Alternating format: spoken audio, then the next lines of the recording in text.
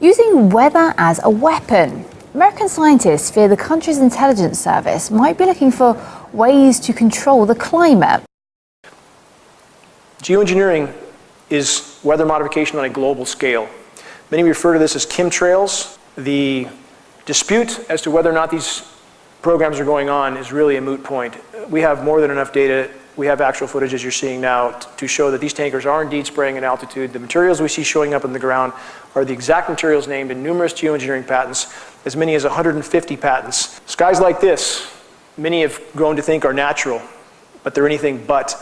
And we've seen this for so long now, and it's been ramped up at such a steady pace that people have simply become used to skies like this.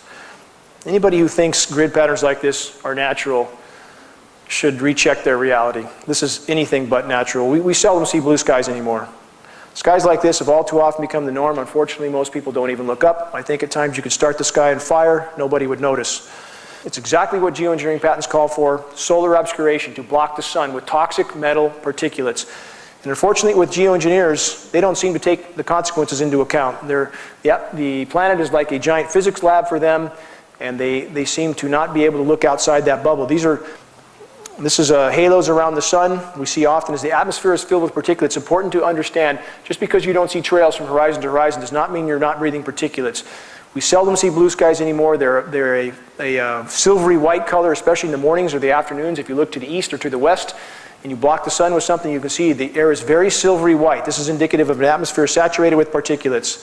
You can't block the source of life on planet Earth without consequence.